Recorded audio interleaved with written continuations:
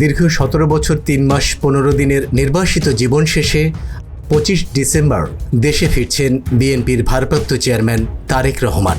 তারেক রহমানকে স্বাগত জানাতে রাজধানী ঢাকা সহ দেশের বিভিন্ন প্রান্তে সাজ সাজ রব। প্রত্যেকের কাছে আমার একটি অনুরোধ, ২৫ তারিখে ইনশাআল্লাহ আপনাদের দয়া আল্লাহর রহমতে আমি দেশে ফিরে যাব।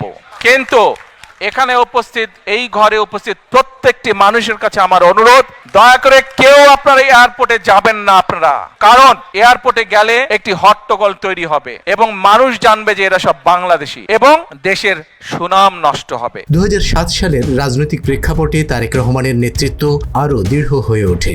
১/১১ অগণতান্ত্রিক বাস্তবতায় দেশের রাজনীতি প্রায় স্থবির হয়ে পড়লেও গ্রেপ্তার, নির্যাতন ও জোরপূর্বক রাজনীতি থেকে সরিয়ে দেওয়ার চেষ্টার মুখেও তিনি আপোষহীন ছিলেন। একটি রাজনৈতিক দল হিসাবে বিএনপি মনে করে আল্লাহর উপরে পূর্ণ আস্থা ও বিশ্বাস এবং মহানবীর শান এবং মান সমুন্নত রেখে ইসলাম নিয়ে গবেষণায় নিঃসন্দেহে কোনো বাধা নেই। দেশে রাজনৈতিক অস্থিরতার কারণে তাকে দেশ ছাড়তে বাধ্য করা হলেও বাস্তবে এটি রাজনৈতিক নির্বাসনই ছিল। দীর্ঘ প্রবাস জীবনে তিনি বিএনপিকে শুধু টিকিয়ে রাখেননি, দলকে ভাঙনের হাত থেকেও রক্ষা করেছেন। একাধিকবার দলকে নেতৃত্বশূন্য করার বা বিভক্ত করার ষড়যন্ত্র হয়েছে, কিন্তু তার ধৈর্য ও রাজনৈতিক প্রজ্ঞার কারণে দল ঐক্যবদ্ধ থেকেছে। তিনি প্রমাণ করেছেন নেতৃত্ব মানে শুধু উপস্থিতি নয়, সংকটে সঠিক সিদ্ধান্ত নেওয়ার ক্ষমতাই প্রকৃত নেতৃত্ব। যারা আগামীতে নির্বাচন জয়ী হয়ে সরকার গঠন করবেন, প্রথমে একটি বিষয় বোধহয় এনশিওর করতে হবে, সেটা হচ্ছে রুল অফ ল, মানুষের নিরাপত্তা বা আইন শৃঙ্খলা। এক বাক্যে যা আমরা বলি, পসিবিলিটি আছে যে সমস্যাটা কমে আসবে, বাকি কাজগুলো তারপরে শুরু করা যাবে। তারেক রহমান সবসময় তরুণদের রাজনীতিতে সম্পৃক্ত করার পক্ষে ছিলেন। তার বিশ্বাস, তরুণ প্রজন্ম আগামী দিনের বাংলাদেশ গড়ে তুলবে। শিক্ষিত, মেধাবী ও চিন্তাশীল তরুণদের রাজনীতিতে আনার আহ্বান দলের মধ্যে নতুন নেতৃত্ব বিকাশের সম্ভাবনা তৈরি করেছে।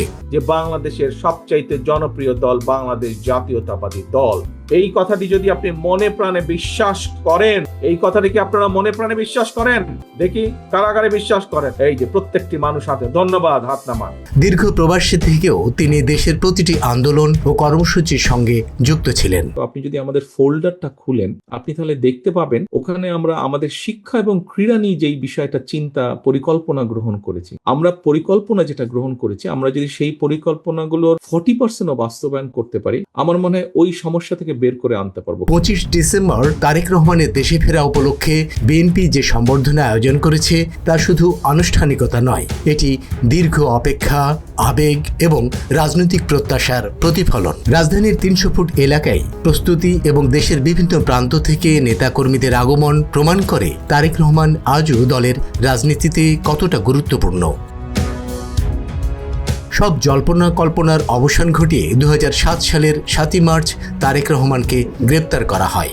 বিএনপি ক্ষমতায় আসার পর বেশ দ্রুততার সঙ্গেই তারেক রহমানকে দলের সিনিয়র যুগ্ম মহাসচিব পদে নিয়োগ দেওয়া হয়। সেই সিদ্ধান্তের মাধ্যমে খালেদা জিয়া কার্যত তখনই তারেক রহমানকে দলের ভবিষ্যৎ নেতা হিসেবে তুলে ধরেন। মুক্তি পাওয়ার পর তারেক রহমান ২০০৮ সালের ১১ সেপ্টেম্বর লন্ডনের উদ্দেশ্যে ঢাকা ছাড়েন পরিবারের সদস্যদেরকে সাথে নিয়ে। আর ওই দিনই কারাগার থেকে মুক্তি পান খালেদা জিয়া।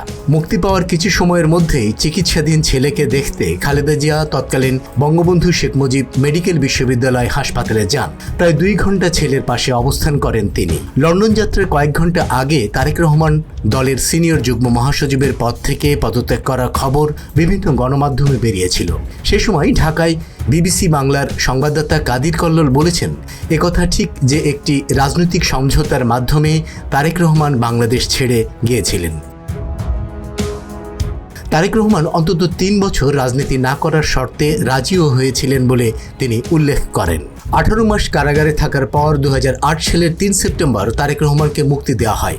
এ সময় তিনি তৎকালীন বঙ্গবন্ধু শেখ মুজিব মেডিকেল বিশ্ববিদ্যালয়ে চিকিৎসাধীন ছিলেন। এর আগে ১৩টি মামলায় জামিন পান তারেক রহমান। ওই সময়ে বেশ জোর আলোচনা ছিল যে বিএনপিকে নির্বাচনে যাবার শর্ত হিসেবে খালেদা জিয়ার 2 ছেলেকে কারাগার থেকে মুক্তি দিয়ে বিদেশে যাওয়ার সুযোগ দেওয়া হয়েছে। জেল থেকে ছাড়া পেলেও তারেক রহমানের সঙ্গে গণমাধ্যমের কেউ সাক্ষাৎ করতে পারেনি। তিনি লন্ডনে যাওয়ার পর থেকে বিএনপির তরফ থেকে বারবারই বলা হচ্ছিল যে তিনি সেখানে চিকিৎসার জন্য অবস্থান করছেন। তবে 2018 সালের 24শে এপ্রিল বিএনপি মহাসচিব মির্জা ফখরুল ইসলাম আলমগীর প্রথমবারের মতো স্বীকার করেন যে 2012 সালে তারেক রহমান ব্রিটেনে রাজনৈতিক আশ্রয়ের আবেদন করেছিলেন এবং 1 বছরের মধ্যেই সেটি গৃহীত হয়েছে বলে বিবিসি বাংলায় সে সময় তুলে ধরা হয়। 25 ডিসেম্বর একটি নতুন প্রত্যাশার সূচনা। যদি প্রত্যাবর্তনের মাধ্যমে ভোটাধিকার, গণতান্ত্রিক রাজনীতি ও রাষ্ট্রীয় জবাবদিহিতা পুনঃপ্রতিষ্ঠা হয়, তবে এটি বাংলাদেশের রাজনৈতিক ইতিহাসে একটি গৌরবোজ্জ্বল অধ্যায় হিসেবে বিবেচিত হবে। এটি শুধু রাজনৈতিক প্রত্যাবর্তন নয়, এটি গণতন্ত্রের পুনর্জাগরণ, নতুন নেতৃত্বের শক্তি এবং তরুণ প্রজন্মের আশা সবকিছুর একক চিহ্ন। 25 ডিসেম্বর সারা দেশের গণতন্ত্রকামী মানুষের কাছে এক নবজাগরণের দিন হিসেবে স্মরণীয় হয়ে থাকবে। মুস্তাকিম স্বাধীন, ডেস্ক রিপোর্ট, 9 শতাব্দী।